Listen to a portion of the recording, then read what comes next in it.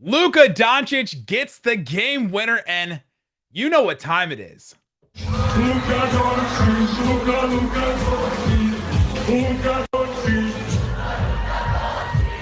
LUKA DONCIC, LUKA DONCIC.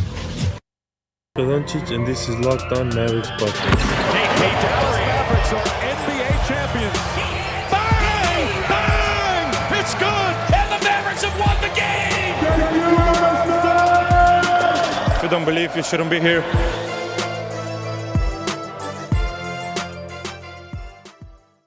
And welcome. You are locked on to the Dallas Mavericks. My name is Nick Angstadt, media member and coordinator for the Locked On Podcast Network. And man, what a game. Luka Doncic hits the game winner. Just me by myself here talking Dallas Mavericks. Going to break down this game. We're going to get into it, break down exactly how it came down to that. How did it come down to Luka Doncic hitting the game winner? How did he get there? How did we get to this point? How did he do it again against the Boston Celtics? Another game winner. Luka Doncic, now the youngest player with 4 game winners in his career so far in the NBA. Absolutely insane. Thanks for making Locked On Mavs your first listen every single day. Subscribe on our YouTube channel. We're free and available on all platforms. All right, let's get into it. Luka Doncic to his left. Luka to his left, as always. That's what he does. He gets it done going to his left. That's how he's hit most of his game winners at this point. At this point, how are you not denying him? How did they not double him? How did the Boston Celtics not put more guys up on him besides just Josh Richardson? And can we just say, for him to do it against Josh Richardson after they were going at it all game, they were going after it, they're going at it back and forth as Luka was driving, as Richardson was on offense. They were going at it during timeouts. They were just like jabbing back and forth at each other, chattering back and forth. I think even Callie Kaplan tweeted about it during the game.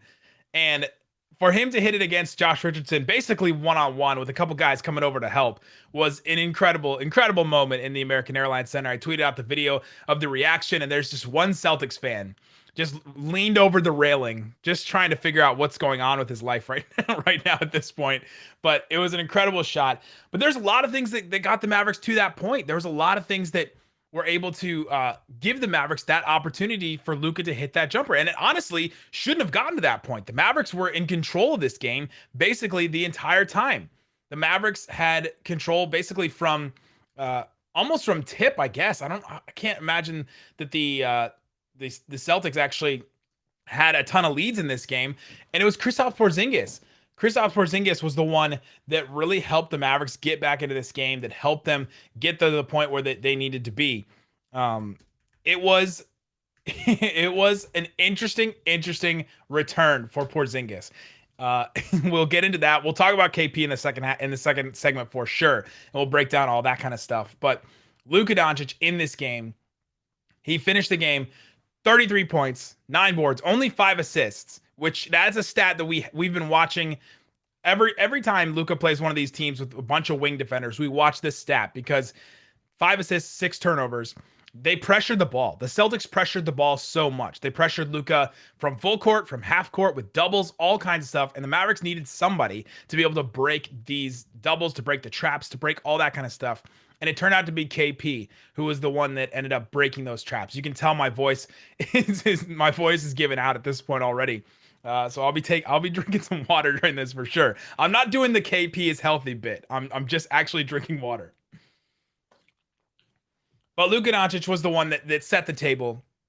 Plus 10 in this game. He was the one getting to his spots. The Mavericks were able to take advantage of a lot of mismatches. The Boston Celtics were without Jaylen Brown. And so Jason Tatum had to do a ton on offense, and he was killing it. He was absolutely great in this game. He was 32 points, 12 of 19 from the field, 6 of 8 from 3. He was hitting everything. I think he was 8 of 8 in the second half. Kevin Gray looked over at me during the game and was like, Tatum is 8 of 8 right now at this point. He was insane, and he could have gotten the game winner if the Mavericks hadn't doubled him, which is what the Celtics should have done to Luka. But he had to do a ton of heavy lifting, and because Jaylen Brown was out, they started Dennis Schroeder. And because they started Dennis Schroeder, the Mavericks were able to take advantage of that mismatch with Luka with KP a couple times. They were able to take it with Tim Hardaway Jr. hit a jumper over top of Schroeder late in the game. There was a lot of things the Mavericks were able to take advantage of because Dennis Schroeder is in that game. So let's break down the last like 5 minutes, because I went back and I watched it again. I waited until I got home because I wanted to see it again, because there's a couple of big moments in that fourth quarter I really wanted to break down. The Mavericks go into the fourth quarter and they were up 79-72 going into the fourth quarter. And they started the fourth quarter with Brunson, Frank Ntilikina, Tim Hardaway Jr., Bullock, and KP. To Jason Kidd's credit, he's been going to these one big lineups when they need to and when they don't have to play two bigs. They've been going to these two big lineups, especially with Maxey out. They've been going with these one big lineups. And so they go out there. Mavericks offense just didn't look good. The Mavericks offense, they at a certain point had like a 19-point lead. It got whittled all the way down.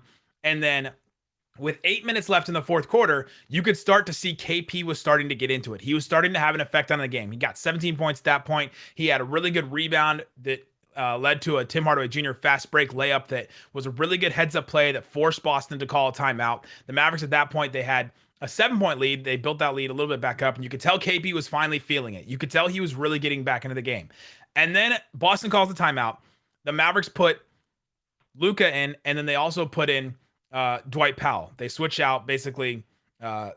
They switch out Frank and KP for LUKA and Dwight Powell, and that was when it's sort of going back downhill. And then that lead shrunk to 2 points with 4 minutes and 30 seconds left. I thought that moment right there, 8 minutes to 4.5 minutes, when they switched out KP for Dwight, and LUKA was in there as well. So to the Mavs' credit, they had LUKA in, but when Dwight went in, it kind of changed the game for them right there. So then 4 minutes and 34 seconds, the Mavericks are only up by 2. Again, they had a 19-point lead at some point during this game, and the Boston ball pressure was massive. Boston was pressuring the ball. They were pressuring half court, full court, all that, and it had been really effective.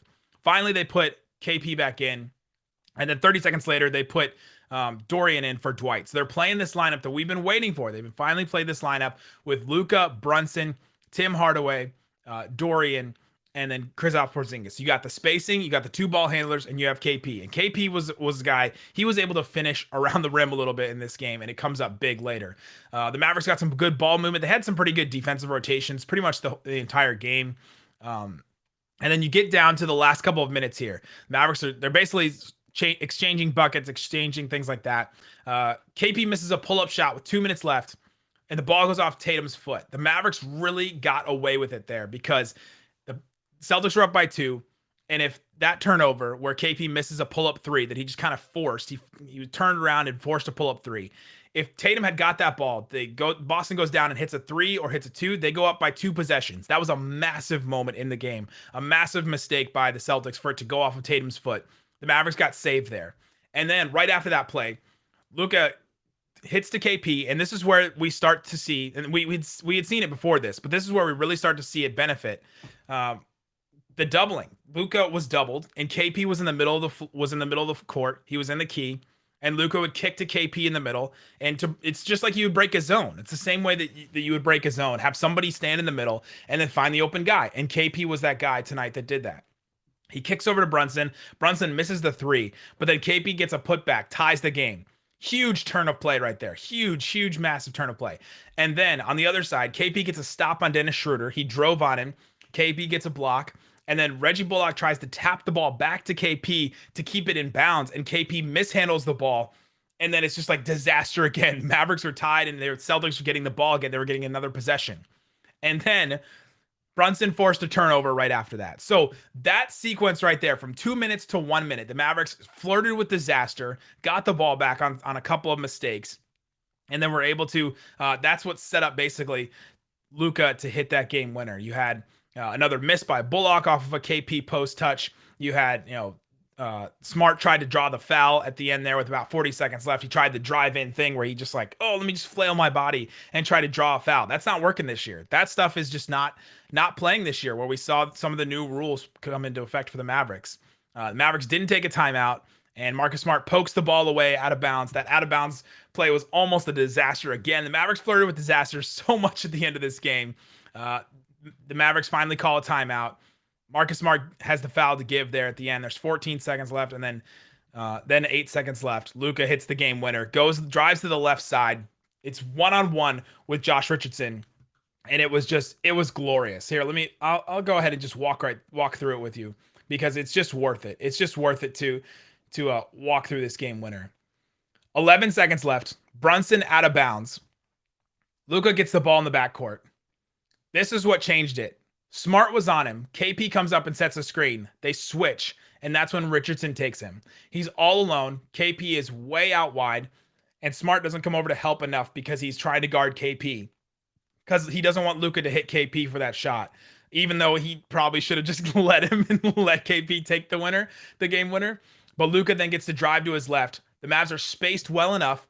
Bullock in the corner, so Rob Williams can't come over and help. You have Tim Hardaway Jr. over in the other corner. You have Brunson over on the far, the weak side. And then Luka gets to get to his left exactly like he wants, and he hit the game winner. Absolutely wild. That sequence of events, flirting with disaster. Luka still bails the Mavericks out. Now, it would have gone to overtime. The Mavericks probably had a good chance there at that point. But LUKA DONCIC hits the game winner. Absolutely wild. Coming up, let's get into Kristaps Porzingis as part of this game because I thought he was massive. He played really well. It was his first game back from injury, so we'll get into that coming up.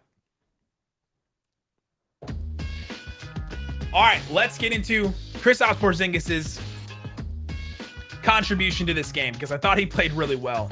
I thought he had some good moments. He finished the game 21 points, 7 rebounds, 4 of them on the offensive end. One of them, that huge putback that I mentioned earlier. He had 2 assists, but he probably should have had a couple more if the Mavericks hit some open threes. Still not hitting open threes. The Mavericks were 13 of 39 from 3. That's 33%. So still not, they won this game in clutch, which is now they're 4-0 in clutch games. But they won this game and did not dominate from 3. That's another just weird. It's a weird thing for the Mavericks, but they were able to win this game without dominating from 3. That's a big positive. KP also had a block there at the end against Schroeder, and he had a couple of steals as well. A couple of pretty good getting in the passing lanes type moments. He was -4, but that minus was all kind of from all that negative. It doesn't matter. that number doesn't matter in this game. Sometimes plus minus matters in a game. This game, I don't think it does. And he was 7 of 8 from the free throw line. So huge. Missed all of his threes, but still from the free throw line, 21 points, 7 boards. Huge. And when he was breaking those doubles, when he was able to stand in the key and able to make a couple of moves, he had a really good drive face-up game against Jason Tatum. He had a really good move there.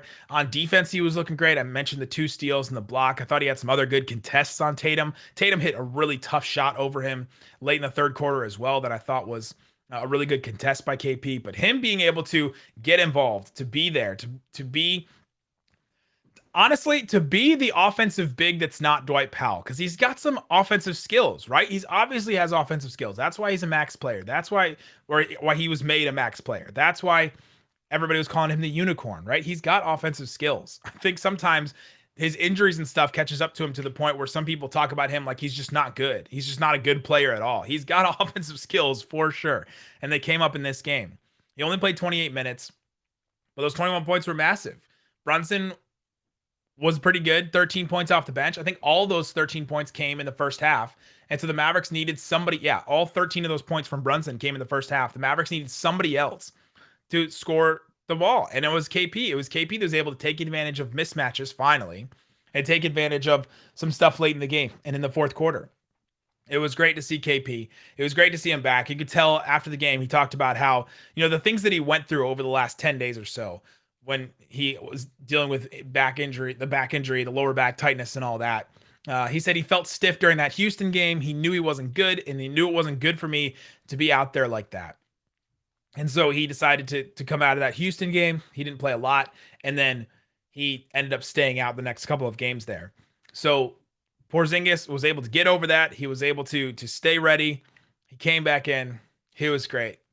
And he was the reason why they won this game, honestly. If he didn't play that way, and the Mavericks probably would have got that lead. They would have given away that lead in the third quarter when the Celtics went on that run, which they did. And then the Celtics probably would have pulled away at that point. But because of Kristaps Porzingis, because of his defense, because of his spacing, all that, I thought he was a huge factor. And we got to give him credit when he does great things. And I thought he did good stuff in this game. Obviously, Luka getting hot. There's a couple times he went for like in the second quarter. Luka was getting real hot, and he tried a couple of heat checks. But it's awesome, man. That arena, I love being there. You can tell by my voice, but you can tell that that arena is so great when Luka is getting hot. When he hits a couple of shots in a row, when he crosses over somebody, you can just tell it's a different feeling. That's when the Mavericks are fun. We've been talking a lot. I was on 105.3 The Fan today, and the first question that they asked me was, why is this Mavericks team boring? We've talked about why this Mavericks team is boring. They're not boring when Luka is doing that, when Luka is getting hot, when Luka is going out and doing Luka things, when he is obviously hitting game winners is not boring for sure, but when Luka is hitting shots, 5 of 10 from 3 from Luka in this game. It's kind of the big difference. When Luka hits shots, this team is not boring. That's the big difference for this team. And when you have some other options, when you have KP as another option on offense, because if not, it's just running through, driving kicks. KP gives you another option. He gives you a little bit around the rim. He gives you some stuff here and there.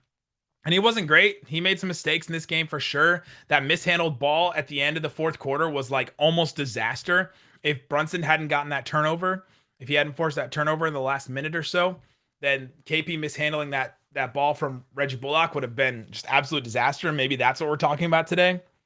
But he was a big difference. So we've talked about Luka. We've talked about Porzingis. Brunson was big in the first half. And then just playmaking down the stretch. 13 points for him, 5 boards, 5 assists. He did his thing off the bench. With KP back, they were able to have Brunson come off the bench, but they still used those Luka Brunson lineups. They still used Brunson when Smart was pressuring Luka. They still gave the ball to Brunson for him to initiate some offense, for Luka to be off the ball a little bit, for Luka to rest his legs a little bit during the game. That's huge. And I think they've unlocked something with that. I think that they now kind of can't go back. He had 35 minutes off the bench. So he didn't start, but he played starters minutes and he closed the game. What else do you want? What else do you want from him, right? What else he could have scored later in the game. He could have got them a little bit more scoring late in the game, but they kind of got it from other places. And they were able to avoid disaster in that sense. Bullock, 26 minutes for him. 13 points. He hit 3 threes. Finally, Bullock hitting some threes. Him and Dorian both. Dorian hit 3 of his 5 threes as well for 9 points. Both of them finally hitting 3 threes. Changes the game. Completely changes everything when those two guys. Honestly, it's just those two, right? Like, honestly, if those two wings are hitting threes, it changes the spacing. It changes everything for the Mavericks, because those are the two guys that just run to the corner. Just run to the corner. And then all of a sudden, it changes so much stuff up for them. It changes the game for them. It changes the dynamic of the floor and everything. Anybody else stand out? Tim Hardaway Jr., Jason Kidd after the game said that Tim Hardaway had one of his best all-around games. He only scored 7 points. He was 3 of 8 from the field, but he had 3 assists. He also had some decent defense as well late in the game, and he held his own a little bit. So 35 minutes from him. Didn't score a lot, but still was able to impact the game in different ways. And that was that was basically the game. It was awesome. The Luka game winner was amazing. It was great to see the Mavericks actually pull one of these out. And I mentioned it earlier. The Mavericks are now 4-0 in clutch games. Have they found something? Is it the Luka Brunson thing? Are they able to rely on somebody else to help close the game? This game, KP had some good moments. Last game, we talked about Brunson and his incredible play late in the game. And then obviously Luka with this game winner, and Luka just clutched late in games anyway. They got some options here. They have a couple of guys that they can rely on, or that they can turn to when things get tough. And so that's it. Luka, game winner, incredible shot. We'll break it all down, I'm sure. We'll break more of it down on Monday. We'll talk more about what this means to the Mavericks going forward and all that. Guys, I've got to go rest my voice. We'll be back on Monday. Thanks so much for listening to Locked On Mavs.